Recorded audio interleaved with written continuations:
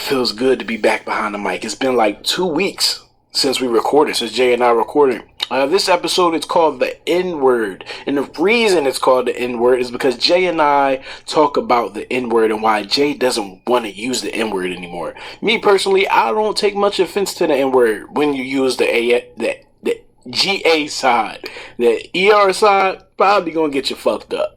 But the NA side, the GA, we talk about the differences between the two. But Jay just doesn't want to use the word anymore, so we talk about that. We also talk about NBA player Kyle Korver and his article that he wrote about being a privileged white man in the NBA and how he's going to use his privilege and what situation made him recognize his privilege and what he plans to do about it. We dig really deep into that, and we also talk about a few other topics. I had someone tell me that they don't always like listening to the intro conversation that Jay and I have. So if you want to, you can skip forward to like 1830. Yeah, 1830, and you'll dig right into the N-word conversation, and you don't have to hear Jay and I talk some craziness. So I hope you guys enjoy this episode. Talk to you guys later. Peace.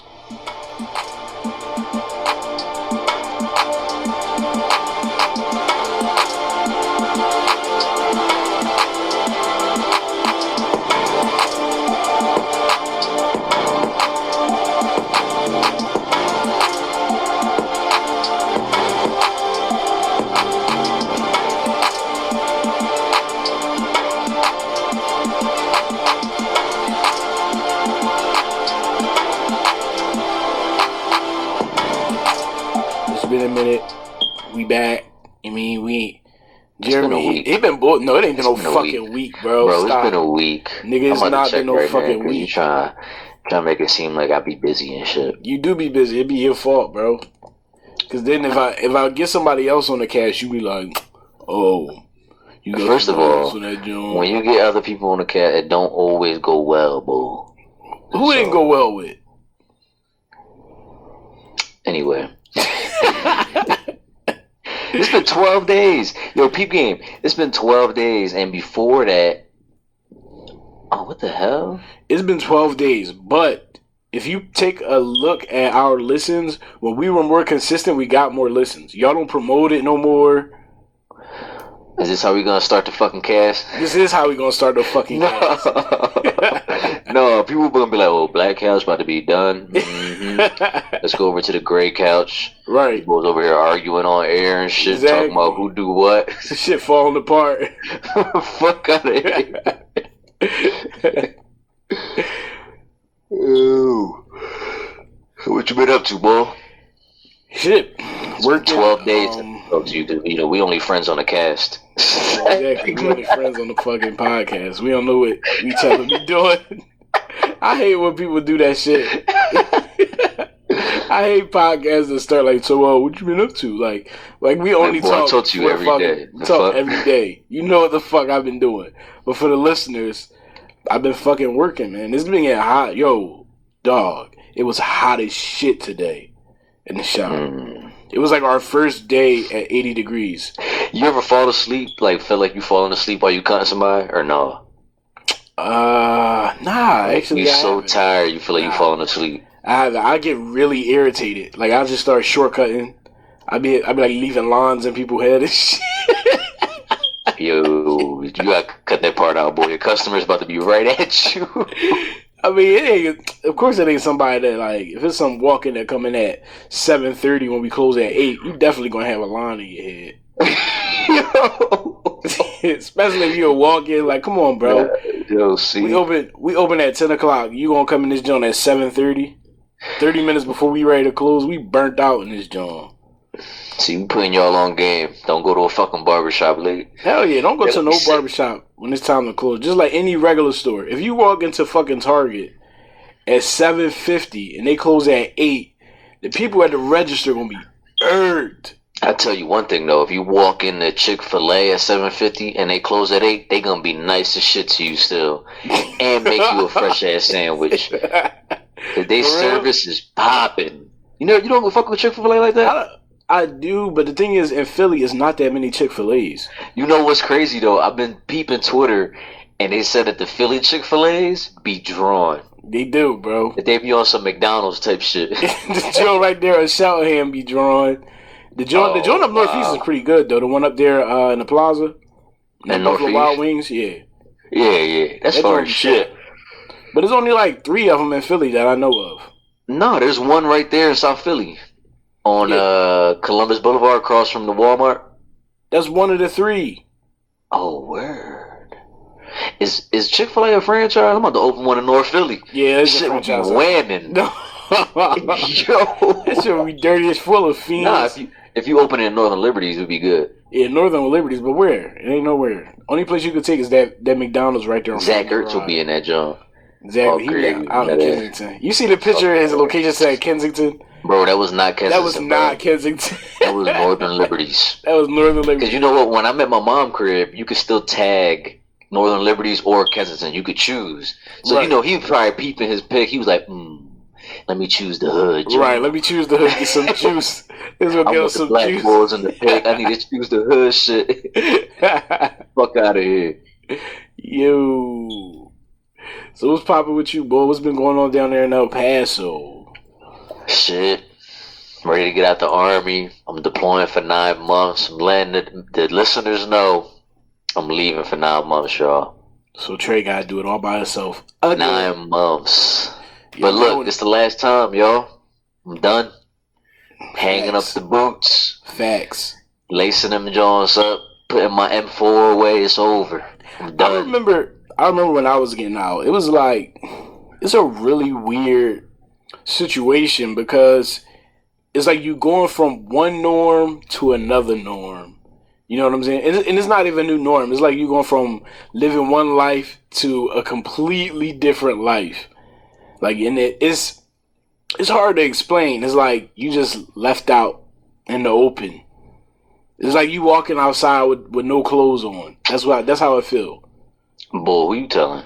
I get out there. When I get out, I'm be at what, 9 years? I think. Yeah, 9 years, boy. It literally feels like walking outside with no clothes on. It's like it's gonna be like doing 9 years in the Bing.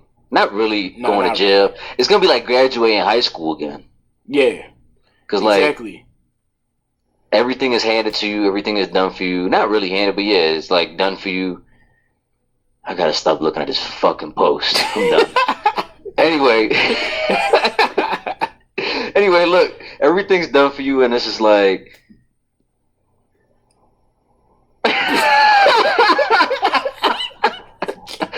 yo, come on. All right, peace. So everything's done for you, and like, it's like you gotta start fresh again. You gotta learn how to go get a job interview. Right. You gotta learn how to work with civilians. You gotta learn how to be called your first name again. You know what I'm saying? Like, I'm gonna be Jeremy. Boys gonna be like, yo, Jeremy. Like, my boss is gonna call me Jeremy. You know what I'm saying? And right. I can call my boss Rick. I don't gotta call him Sir or Sergeant. Right. Yeah, I'm like, yo, Rick, what up? Difference for me, it was like, I don't know. It was just so weird. You know what I'm saying? And the fact that I was still living around the military post, and I was still around like most of my friends that I was there with, because I didn't leave right away. So I was still seeing some of the people that I was in with. But for you gonna be going from one extreme to the, you know what I'm saying? Like, you just walking out of jail. Straight out, fresh out the Bing, boy. Moving to a city where I don't know nobody anymore, really. I got like, most of the people I knew left. I got like 2 homies there. Most of my homies in Baltimore. DC, boy. Oh, we out here. DC teams, boy. DC was that might have been our most turn uppy spot. I talk about DC at least once a week. Man, that shit ruined my life. Literally.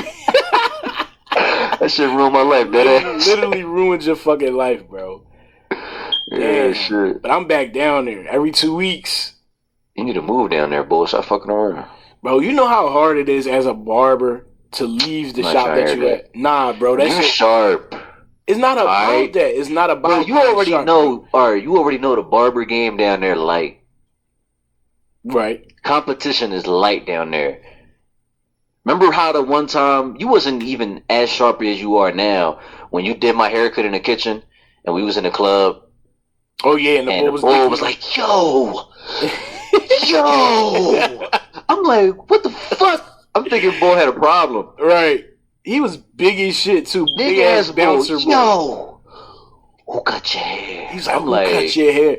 Then boy take out his phone and start showing me pictures of his corny ass shit. I'm like, ass cuts. I'm like, all right. But it's not that easy as a transition because this is the thing. You used to making a certain amount of money. You have to start all the way over, and it's not even about like just the money too. You starting over status wise.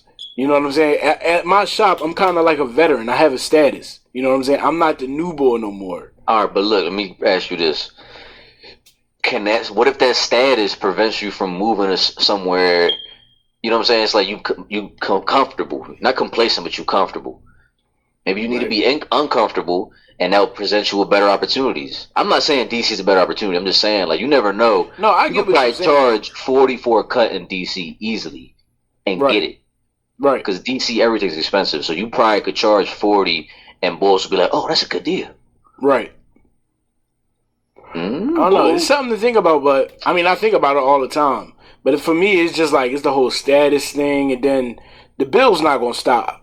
My daughter still got to eat. I still got bills I got to pay. You know what I'm saying? And it's just going to be like, damn, I'm starting all the way from the bottom again. I got to grind differently. You know what I'm saying? But I don't know. I might have to make that move. I ain't going to hold you. Might be moving to DC 2021 or some shit. Don't do that. 2021.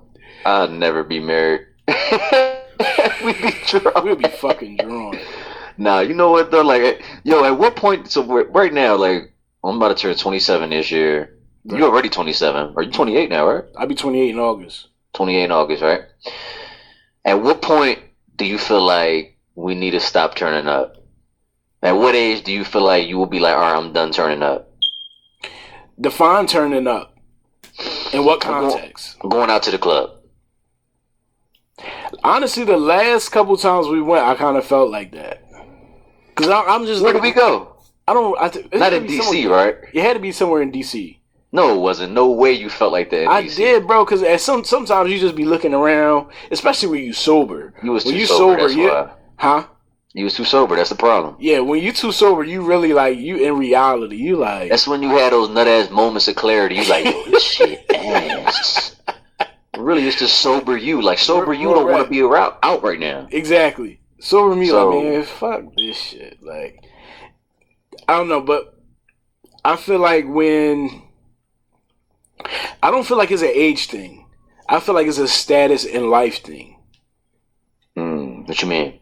Like, I don't feel like it has to. I feel like when you at a certain point in your life where your priorities outweigh that environment, then I don't think you should be doing it anymore. Like, if you have a job, you have kids, you know what I'm saying, you have a wife, and you have certain responsibilities, I don't feel like you should be out there at the club. You should be doing certain other shit. You know what I'm saying? I mean, yeah. I think as soon as you get married, all that shit is deaded. Like, I don't know. Me and my wife, we gonna be out. Yeah, together. I'm saying you and your homies. Nah. I'm a firm believer in dating your wife. Always dating your wife. Mm-hmm. So I want us, if I get married, we always going to do shit as if we're dating. I want our marriage to be like that. Right. Like boyfriend and girlfriend. I don't want to have that typical marriage, you know what I'm saying, situation where it's like, we only go out and do married people shit. No, I agree. I agree with that. But what I'm saying is, so you don't have an age to where you like, all right, I'm done going to the club. Like, let's say you hit 30. Nah, I'm still in there, bitch. Still in there, Millie rocking. No, you know what though? Because I feel like there's different scenes. This is the thing. There's different scenes. There's different scenes. So if you're 30 years old in the club, you can't be in Gem Pop. Right, we in a section. Yeah, you gotta be in a section. You gotta go to certain spots. Like, I don't know if you're 30 in Rose Bar.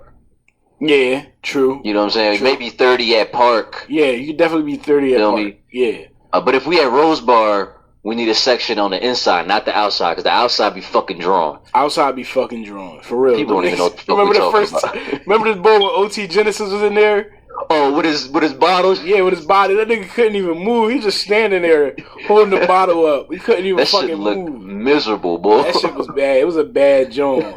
It was a bad joint. Yeah, I think I agree with that. I think it just as you get older, you don't stop turning up, but you just switch the swag up.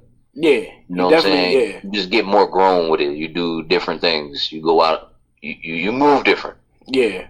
Yeah, I agree with that.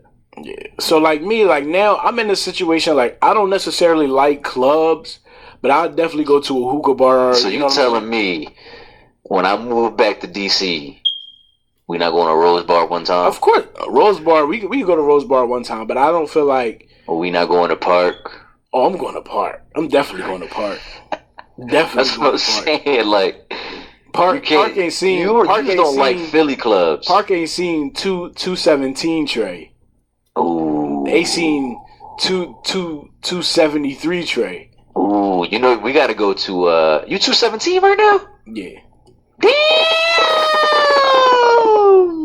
What the fuck? That shit sounded very weird. I know that shit was loud as shit. Damn, we should have made that a sound bite. That'd be lit.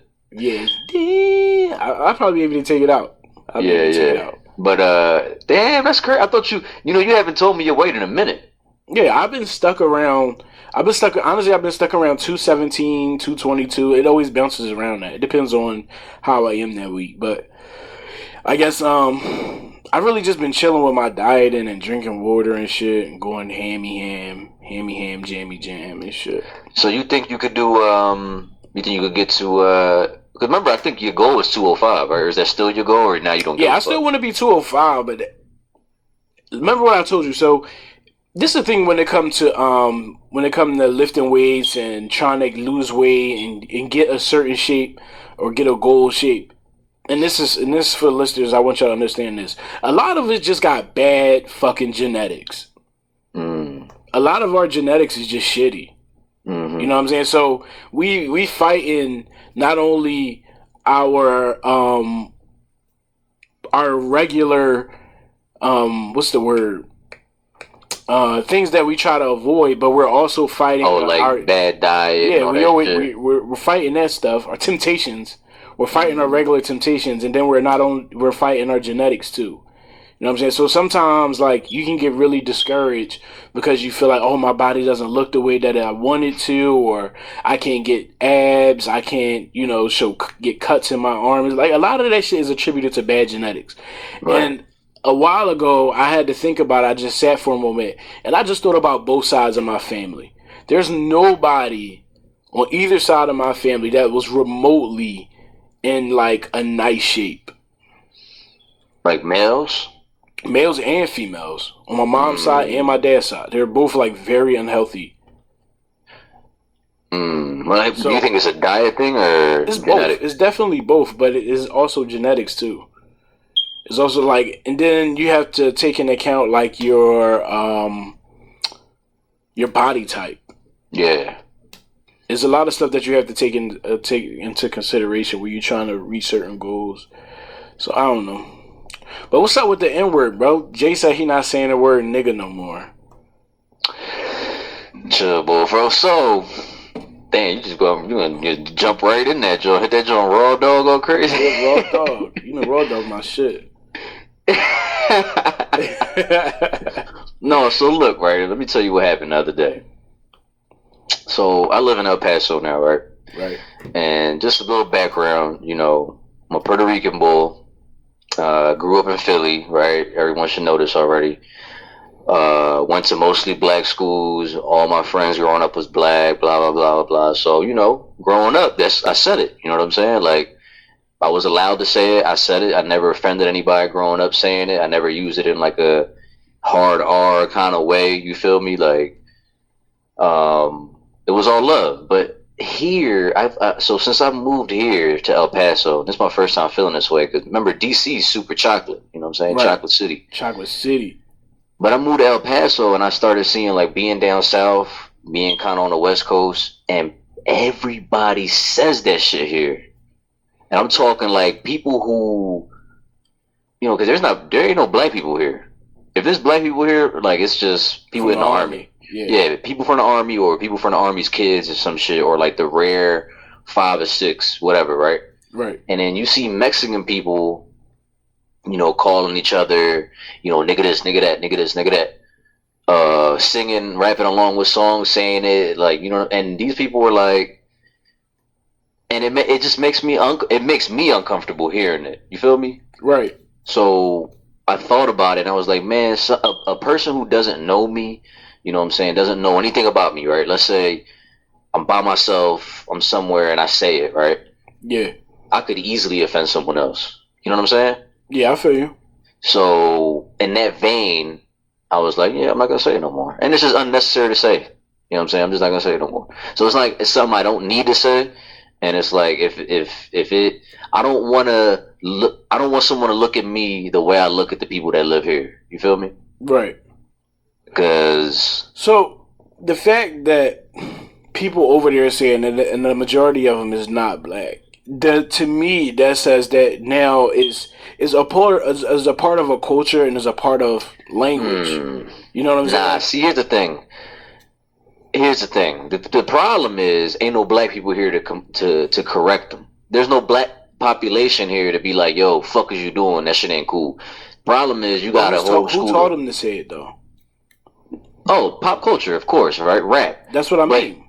Right. So I see what you're saying, but yeah, but in Philly, a white boy that listens to rap all day ain't gonna be walking around saying the N-word because a black boy gonna check him. I beg to differ.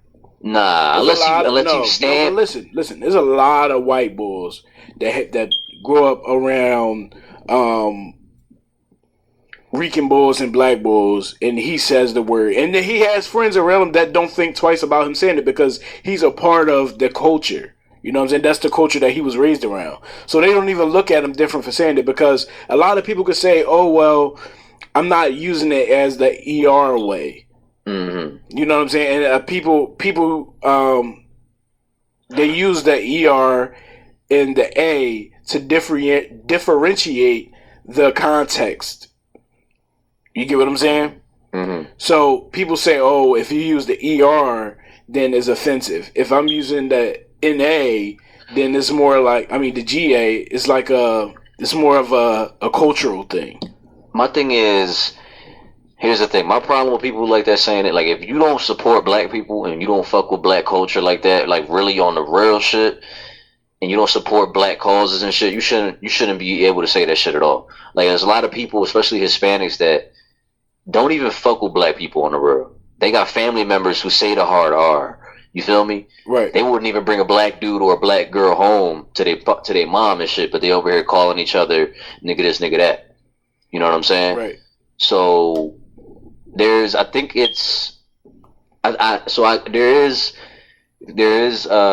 have a point with, it depends on how you was raised and where you was at and if you stamped and if the people around you allowed it. But the same thing is, my thing is, I'm a transplant. I'm gonna be moving around forever in this world. You know what I'm saying? Not forever, but like I'm moving around, I'm making moves. I'm around people that I don't know.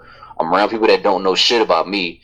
You know what I'm saying? So for me, it's like it's best for me just not to say it. You know what I'm saying? Because I want to avoid offense. And some people say, "Oh, you shouldn't care what other people think," but for something like that, you should. So, do you think black people should be saying it? Yeah, that's y'all shit. Fuck you mean? All day. But y'all earn that shit. No, yeah, we earn. That's kind of a bad way to say it. You know what I'm saying? Like y'all fucking took ownership of it. Y'all made it your own. Y'all created the not the hard R, obviously, right? But y'all created the other kind. It's a term of endearment. You know what I'm saying? It's no. What's the word? I can't think of. It's no secret that black people set cultural trends. There's no. And this is the thing. If we want other people to stop saying it, then we have to stop saying it. Because black people are the trendsetters, and if we're always saying it, we're always using it, and we're showing that we don't take offense to it. We can't get mad when somebody else is using it. We can't, because we show other people that we're okay with it. So you remember in Rush Hour 1, right? I don't agree with that though. But listen. Okay. In Rush Hour 1, when they walked into the bar, right before they walked in the bar, he said, "Do what I do, follow my lead." That's what Chris Tucker said to Jackie Chan, or whatever his name was in the movie. And when he walked past one of the boys, he was like, "What's up, my nigga?" And then, yeah, he was. This is no. And the black boy was right at him though. Yeah, but listen, Chris Tucker. But listen to what I'm saying. Chris Tucker was like, "What's up, my nigga?" Walking past the bull. Mm-hmm. And then he went into the room and he came back out. Jackie Chan went to the bar, and then the bartender asked him how he was doing. He was like, "What's up, my nigga?" And the reason why he did that is because he saw that when Chris Tucker said it, the guy didn't take offense to it. And he's not from here. You get what I'm saying? So us doing it teaches other people to do it when we show that we don't take offense to it. So let me give you my counter to that. In that movie, in that example, Jackie Chan's character was fresh out of China. He don't know shit about American culture. He don't know shit about American history, you can assume. He don't know shit about what black people been through. He don't know shit about shit. He's completely alien. He's an alien. Right. So my argument is that, someone like him who's completely ignorant, and if he hears someone else, he's like a baby. You hear someone else saying some shit, you see them laughing with each other. You don't know the boundaries and the law, the code. So you gonna say it because you ignorant to it. But someone who was born in America, raised in America, knows American culture, they should know better than to say some shit like that. I'm gonna keep it G with you. The word nigga is American culture.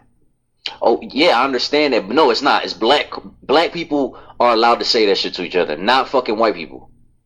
Period. A white boy can't call a black boy that. If we was out, let me tell you this. I'm gonna tell you this. I don't know if you will get in your bag, but if me and you went out, right, and we was let's say we in a line waiting to get into the club, and it's a group of drunk white bulls behind us, and one of them walk up to you like, "Yo, what up, my nigga?" I'm right at him. Because it's like, yo, what the fuck you talking about? Like, y'all not allowed to say that. I get why you would be upset, but this is the reason why I wouldn't be upset. So this is your personal why you this personally is my personal right. Why I personally wouldn't get upset. Mm-hmm. It's because that's what they hear, that's what they see. You know what I'm saying? First off, it's like, just like you said, they know the code. They know they Americans. They've been born here, raised here, taught here. They know the history. They know all of that shit, right?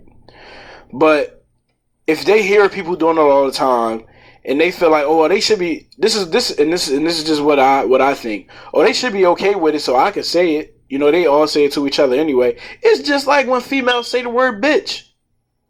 Like, you know what I'm saying? Like we can't say the word bitch to them, but they can call each other bitches all day.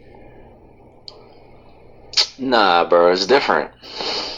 It's different, bro. I mean, first of all, I don't know. Maybe I should take offense to it. Maybe my skin is too thick, but I just don't take offense to it. I don't take offense to it unless somebody is trying to offend I don't think you're wrong for not taking offense to it, because at the end of the day, everyone has their own right. You know what I'm saying? You have the right to find whatever you find offensive, whatever, right? That's your own personal opinion. But my thing is, like, there's standards, right? I mean, there's rules. To me, there's boundaries and rules, right? Right. So just because your own personal opinion is what out of that, fine, that's you. But I think, like, overall, there should be a rule of thumb, and the rule of thumb should be, if you not black, you shouldn't be saying that shit.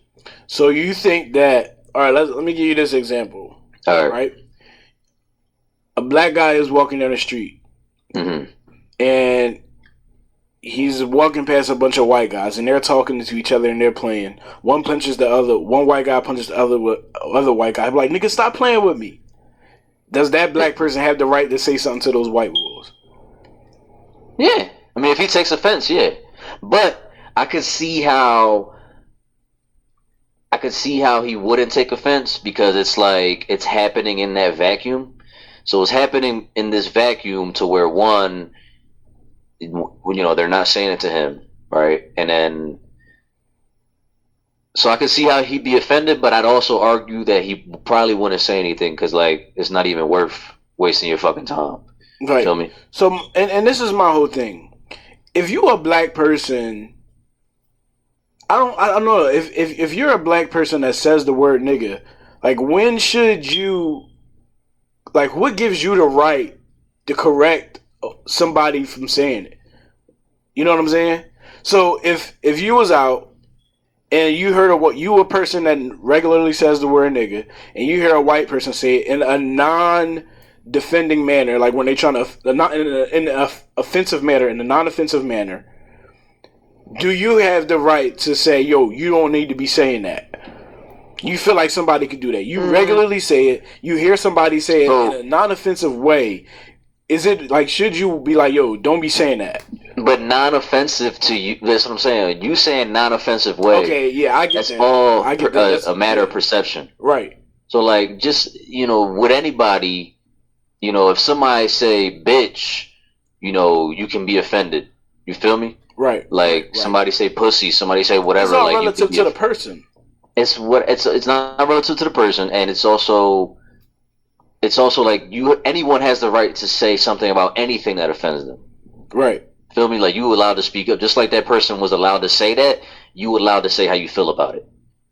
So if the way you feel is like, yo, you say that shit again, I'm gonna fuck you up, then that's the way you feel. You know what I'm saying? Like, you have a right to say that. But in your opinion, I guess I'm gonna have to make it personal. In your opinion, because what I want it to be a general opinion. You know what I'm saying? I want it to be a general idea. You know what I'm saying? Should somebody say something in a general sense? Should a black person that regularly says nigga correct a white person that says it in a non-offensive manner to somebody else that white person is cool with? I can't answer that. I can't speak on that. I'm not a black bull. I'm a Rican bull. What? I can't speak on that, bull. You can speak on that. I can't say. See, this is the thing. I'm a person of, I don't take stuff to heart. You know what I'm saying? And I don't get offended easily. But I know a lot of black people that do. I know some black people that hear that shit and be like, yo, you, like, who the fuck are you to be using that word? I know some white people that get offended when other white people use the word. Right. Which is good. At the end of the day, if it offends you, you should say something. But my thing is, another reason why I think people say it, I was just talking to my homie about this the other day, is like, people who aren't black, right? You aren't black. Let's say, for example, you aren't black. You're born in America. Let's say you're Puerto Rican. You're Mexican. You're like 4th generation, 5th generation. You don't have much connection with your roots. You grown up in the hood. The hood is dominated by black culture, right? The hood is dominated by black culture. Hip hop, rap, R&B. That's what you grow up listening to in the hood. Black people make that shit. Right. Most of your friends, if you live in the hood, black, right? If you're in that kind of neighborhood, right? So I think another part of it, there's another side to the coin, is cultural. People call it cultural appropriation, but I think that cultural appropriation is when you're like stealing someone else's culture and making it for your own, right? Or trying to take it for your own advantage and like appropriate it for profit or whatever. Right. But to me, it's not that. It's something else. It's like adopting this culture that you were raised in, even though it's not yours by ethnicity, by race, but it's still something that you were raised in. You feel me? Like, it's something that you grew up being in and knowing, and it's hard for people, like, for example, me being a Puerto Rican boy, barely speak Spanish. I understand it. I'm 2nd generation. My family that's in Puerto Rico, I only know my grandma. My extended family that's super Puerto Rican, I don't fuck with like that. I grew up mostly around black people. Most of my friends growing up was black. And it's like, I don't feel a connection to my Puerto Rican culture. Right. I don't feel anything to that. I don't feel connected to that. Even to other Puerto Ricans, they look at me and they're like, they look at me like I'm not Rican enough. You feel me? Right. But when growing up, black people looked at me like, oh, I fucks with you. They welcomed me with open arms into the culture. Right. So it's kind of like people who are lost like that culturally, like culturally disowned or culturally homeless almost, they gravitate to what they're raised in, or they gravitate to what's popular, or they gravitate to what's powerful. And black culture is powerful, popular, and most of the time, if you're growing up in the hood, what you're raised in. Right. Ooh, damn, shit just got deep. So like, yeah, so deep. people like me or someone like me, yeah, that's why. But motherfuckers around here, shit, Mexican as shit out here. Right. Hella Mexican. Everybody speaks Spanish out this bitch. It's none but Mexican restaurants out here. You feel me? And it's just like, y'all still on this type of time. No, fuck that. You're not allowed to say that shit. Right. But then it's like, but then someone can say, oh, word, so you an ally, so why you ain't telling them not to say shit? And I'm going to say, oh, yeah, my man just posted that. I was just with him earlier. Oh, all right. No, but, yeah, someone could say, like, oh, you an ally, why aren't you speaking up and telling them not to say something? Well, boy, if you ever been and you the only Puerto Rican boy and you with two black boys, I ain't trying to get my ass whooped. What you talking about? I look, right, and if I know you on a personal level, I'll be like, yo, you drawing. Right. And I look at you hard or whatever, I'll be like, yo, but, you know what I'm saying? Like, yeah. Yeah. But I have a question for you. You feel me though? Yeah. We always end up talking about a lot about the hood and shit. You know what I'm saying? A lot of us grew up there. So, in the shop, the week Nipsey Hussle died, I was playing our podcast for the clients that came in. There's a lot of people, like, we got a lot of good feedback. But it was one interesting person. He was kind of grinding you up a little bit. Grinding me up. Yeah. And the reason why, he had a really good point. It's because you kept saying hood nigga. And he was like, what is a hood nigga? You know what I'm saying? And he was basically talking about the hood nigga mentality and basically saying, like, we always try to say what a hood nigga is. But a hood nigga is different in two definitions. There's two definitions of a hood nigga. Okay, and what are they? And okay, so one, a hood nigga is somebody that's in. Oh, this is how he put it. He said it was crazy. So he said a hood nigga is somebody that doesn't basically. Damn, I wish I could remember. He said it doesn't have like doesn't have anything to do. Doesn't have any like purpose. That's what he said. Hood niggas don't have a purpose. You know what I'm saying? One type of hood nigga has a purpose and one type of hood nigga doesn't have a purpose. And he was basically saying, like, we say the word hood nigga and we talk about people being hood niggas and being proud to be a hood nigga, but if you're a real hood nigga, you're not proud to be that. And he was saying, like, he was referring to himself. He said, me, I consider myself a hood nigga, but I'm not a hood nigga that's not doing shit. You know what I'm saying? Because there's a lot of hood niggas that just like to be there. They don't have no purpose. They just getting up day to day doing the same shit. But then you got other hood niggas that's getting up every day trying to get out the fucking hood. Because they don't want to be a hood nigga. Boy, thinking too much. No, but I that's not exactly how he put it. But that was pretty much the basis around it. And I really understood what he was saying, and it really did resonate with me. I can't remember what he said word for word, but he definitely is like wanted you to address that shit. Like, what do you mean by hood nigga when you say it? I wasn't thinking that much. I was just thinking you a man and you grew up in the hood. That's it. Like, what the fuck? Boy was probably listening to this shit real deep. Like, it was basically, I got to think of the context in which I said it. Maybe I was saying, like, what was I saying? Was I saying that, I don't remember, but when you kept saying hood a couple minutes ago, that's when I think I was saying it to emphasize, Nipsey Hussle's impact on hood bulls, right? And why he resonates with hood people with the front of hood, and why his death affected hood bulls so heavily. That's what I was saying, that's right? What you was talking about, yeah. When I say that, I mean you cut from the same cloth, right? No matter. So he says that there's two kind of hood bulls, right? Whatever. Right. But my thing is, cool. Those two types are still cut from the same cloth. You still had the same experiences. You just ended up differently. You just chose a different path. And we even acknowledged that in the podcast last time, to where you can go either way in the hood. You could either make it out, make something of yourself, or be stuck in that bitch and be sick. We even said that it's funny too, because now that you're saying this, remember we compared Nipsey Hussle to the boy that killed him. We said that there's two types. Right. We even said that there was two types. We said Nipsey was one type of hood bull, and the boy that killed him was another type. Right. And think about it.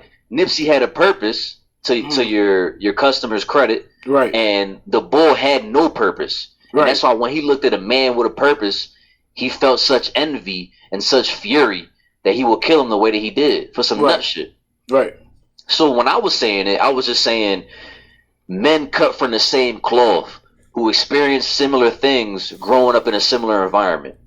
So he took it to the next level and put his own spin on it. So I feel where he coming from with it.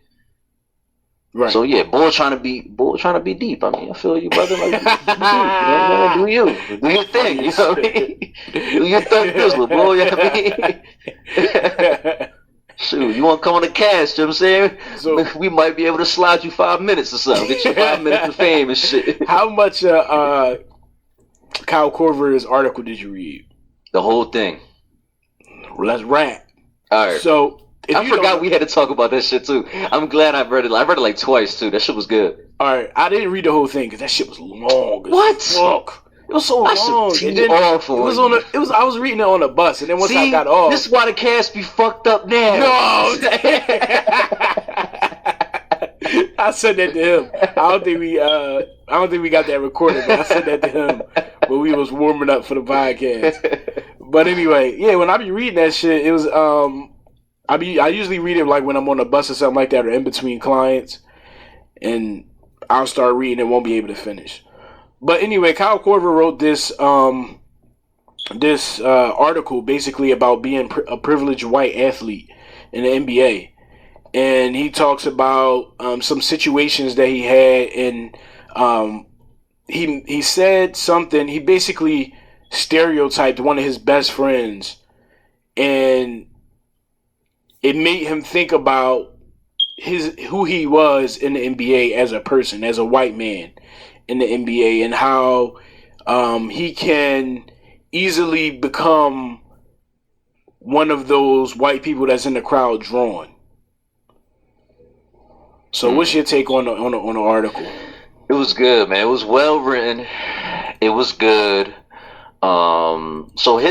So when I read it, so basically he was saying that, you know, something happens to his teammate. It was like his teammate was profiled, treated badly, and him as a white man, his perception or his point of view when he first heard the news was very biased. It was very like closed-minded and like, damn, bro, why was you out at that time? If it was me, this is what happened. So this is quoted exactly from the article. I'm reading it right here.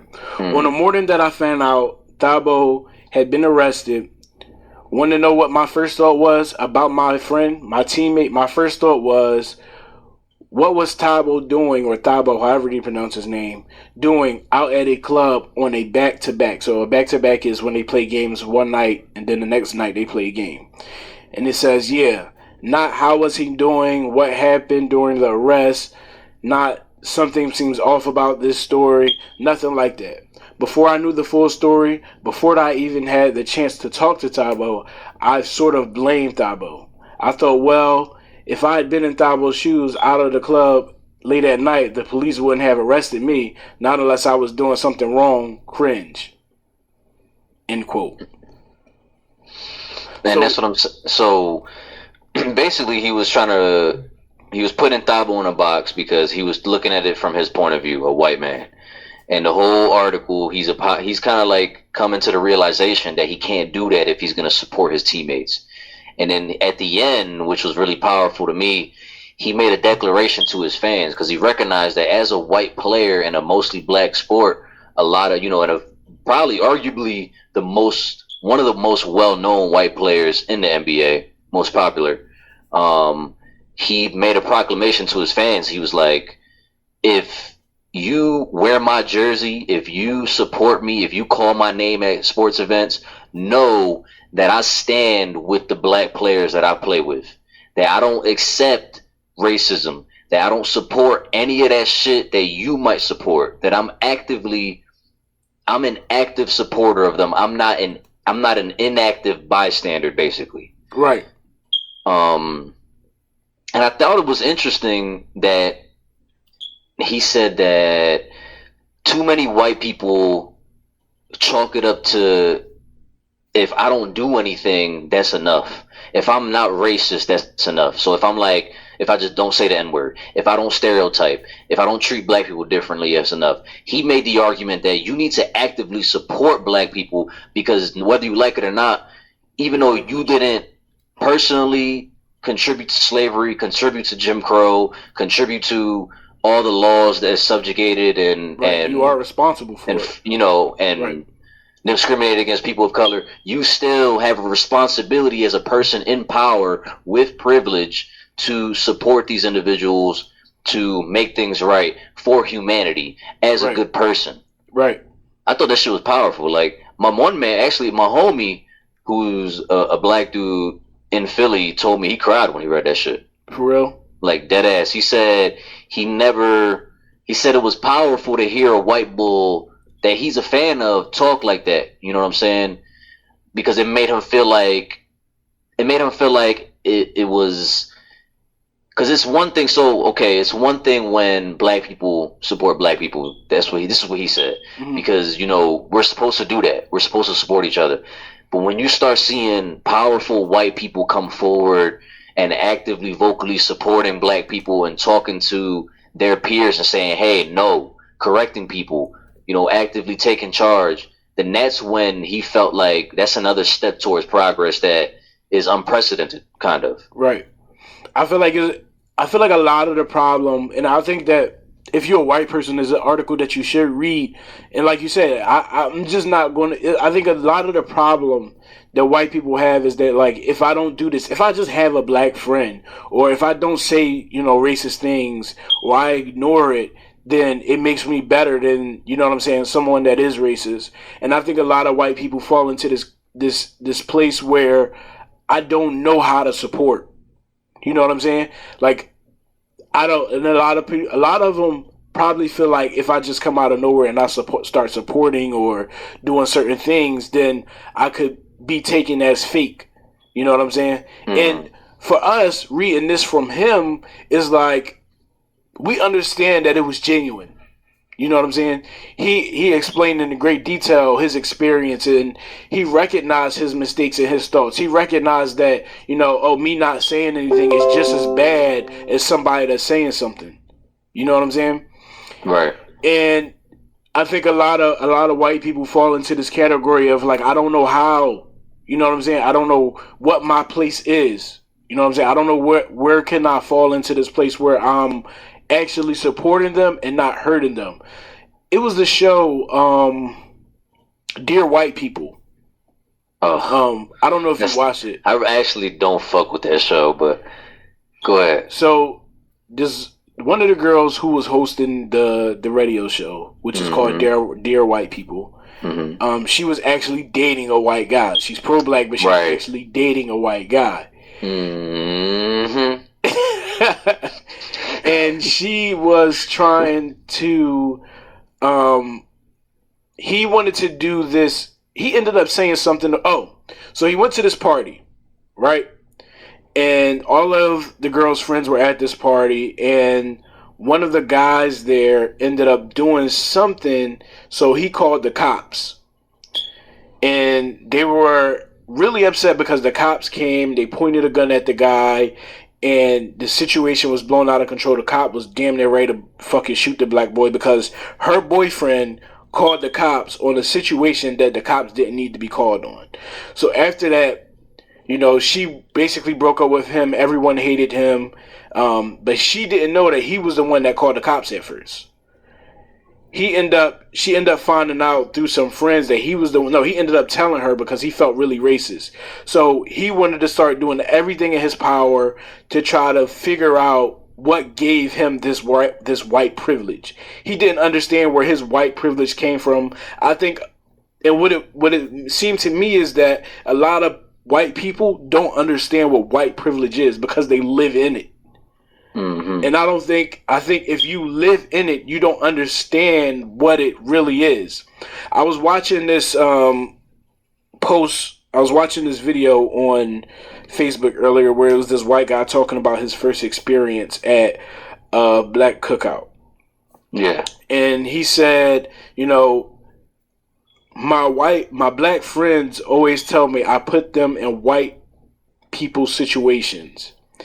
And he said one of those situations, if you don't know what I'm talking about, he said he said my black friends always get uncomfortable when I'm on the expressway and there's a cop driving slower than me and I pass him on the expressway because he's going too slow. He said for some reason that always make my black friends nervous, but it never made me nervous. That's called white privilege. Mm-hmm. You know what I'm saying? Because for us, that's a scary ass situation for me. When I see, and this is me speaking as a black person, when a cop is on the expressway and they going too slow, I just have to stay behind them. I'm not gonna pass him. Right. Because even if my window is tinted, I still feel like he gonna pull me the fuck over. But white people don't have no problem doing that shit because they're not afraid of the fucking cops. We are. We have to be. You know what I'm saying? And that's part of the white privilege that they don't understand. That they don't understand it because they live in it. You know what I'm saying? And the reason why this article resonated with so many people and why it was so emotional for so many people, because it was powerful to hear a white person understand the privilege that they live in. He became conscious in a moment and understood what his privilege was and what it meant and what he could do with his privilege to help black people or support black people, how to use his privilege the right way.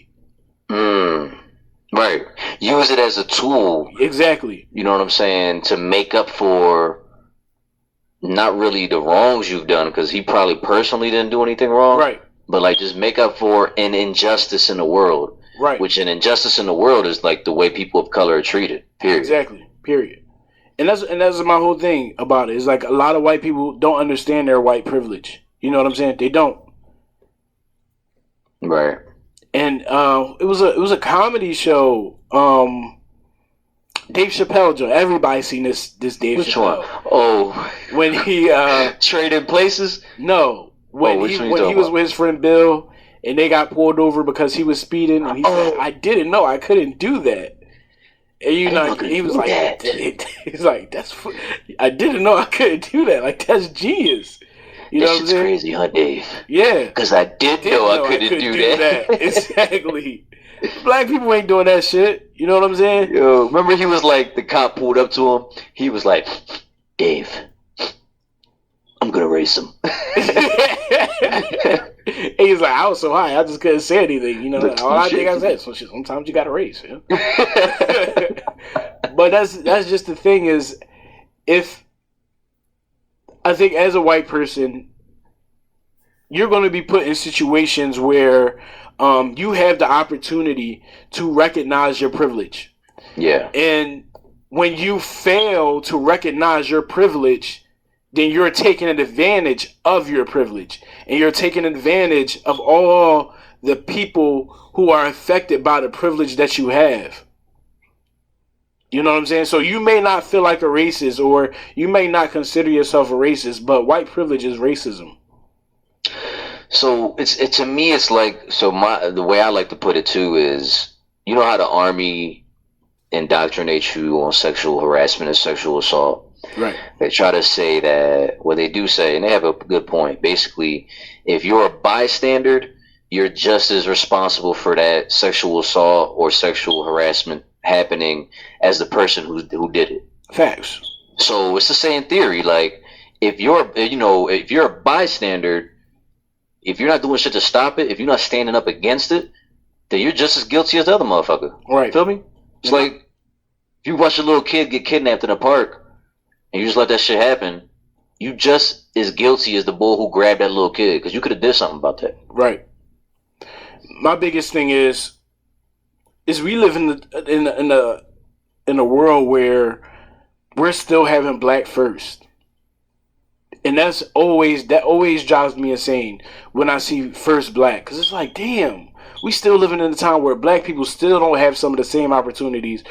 And the thing about being black in being in certain positions is that we talked about.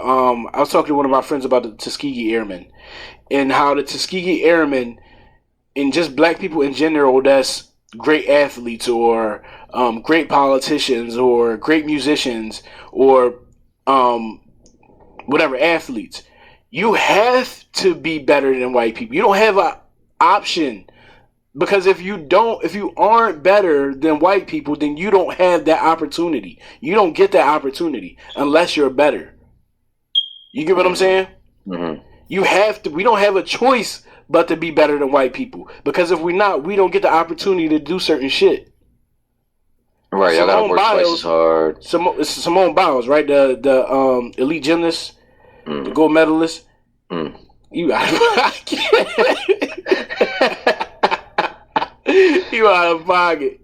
But she had to be the best. If she wasn't the best, she wouldn't have got that opportunity. You know what I'm saying? Right. You have, as a black person, when you want a certain opportunity, you have to be the best at it. We don't have a choice but to be the best at it. You know what I'm saying? We don't have those choices. We don't have to be we don't have the opportunity. We don't have the choice to be mediocre. If you want to do something as a black person and that most white people do, you have to be better than the white people at doing it, or you ain't gonna have the opportunity to do it. The first fucking pilots, they had to be the best. The first black pilots had to be the best. The Tuskegee Airmen, their fucking statistics was nuts compared to white people. But if they wasn't, they wouldn't have had the opportunity to. They would have shut that shit. Oh, we ain't having no more black pilots. These motherfuckers was getting fucked up, ruining our planes, costing us bread. They had to be the best. They was fucking shit up in a good way. In a good way. They had to. They didn't have the opportunity to, because if they didn't, anybody underneath of them wouldn't have been able to become black pilots. Right. Fighter pilots. So we have to. You got to be the best. As a black person, you should always be the best. You have to. We don't have no choice but to be. We got to. Period. Yeah, I agree, bro. I mean, it's always harder for marginalized people to be noticed, because one, you working against the system, you working against all this shit, all these variables. And so you got to go twice as hard to get recognized, and then you got to go 3 times as hard to get accepted. Because it's two things. It's one thing to get recognized. It's another thing to be accepted. Right. You know what I'm saying? You seen that movie? It's a perfect example of what I'm talking about. The movie with Taraji P. Henson, where she was basically working for NASA. I forget what it's called. Hidden Figures. Yeah, Hidden Figures. That's a perfect example of what I'm talking about. If you hadn't seen Hidden Figures, that's a great black film that you should watch. Even another film, you ever seen Glory? You seen Glory, right? Yeah, Glory. Exactly, the black unit in Civil War. Mm-hmm. All they want to do is fight for their country. The motherfuckers in the Union, they didn't give them no boots. Nope. And I mean, even Glory. Oh my God, that's the captain of the unit.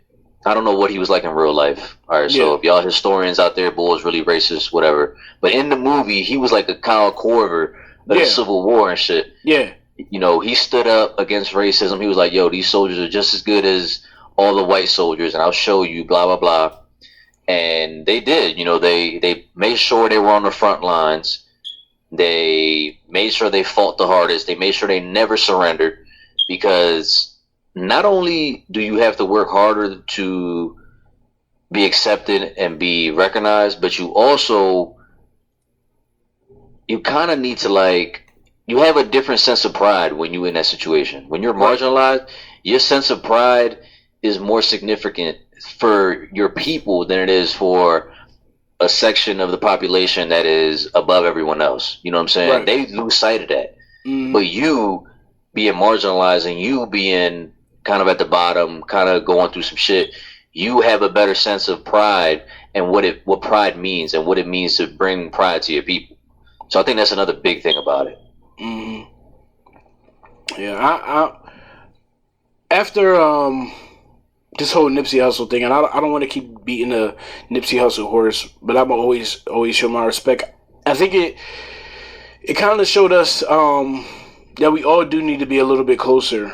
And we criticize each other way too much. You know what I'm saying? Social media really tears us apart as a people.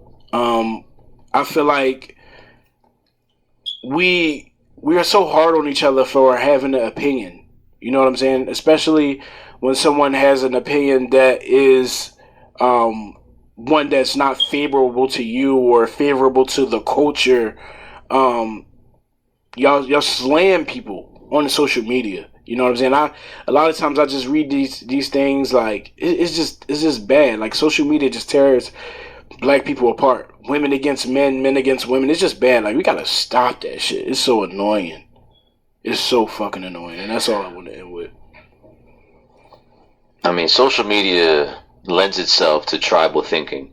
So, you know, for example, me and you, we follow similar people because we have similar ways of thinking. Right. So to that point, the problem with social media is that you get motherfuckers who, I mean, let's say a racist dude, right? He's following all racist people, right? So that's who he's talking to. He's in a vacuum to where he can get his beliefs verified, get his thoughts verified, and basically strengthen his position within his own beliefs. So when he's encountered with someone from the opposite side, he can't believe that they're different. He can't believe that there's something else, and he approaches it he reacts by being unreasonable or aggressive or violent or just fucking plain old retarded. Like, I mean, not retarded, but like just unable to have a logical discussion. And that's the problem with social media is you get those situations where it's always us versus them. Us versus them, us versus them, men versus women, black versus white, black men versus black women, Hispanics versus blacks, blah, blah, blah. And a lot of these people who are fighting these battles are people who are ignorant to everything because they are in their little bubbles talking to people who agree with them and not being challenged with intellectual conversation from the opposite side. Right. You know what I'm saying? So that's why social media, like, it's just hard to have educated, productive conversations on that shit because one, you limit it to a certain number of characters, and two, motherfuckers don't like reading shit, so they might read 2 sentences of yours and they already responding. Exactly. And then 3 is like you're not having a discussion to understand. You're having a discussion to win. That's a big point. And that's the problem with social media. People don't try to understand; they try to win. Oof, big point. I'm done dropping gems for the night, boy. Getting tired. All right, so we gonna wrap it up. Y'all should follow us on Twitter, man. Twitter be popping, yo. Yeah, Twitter is really where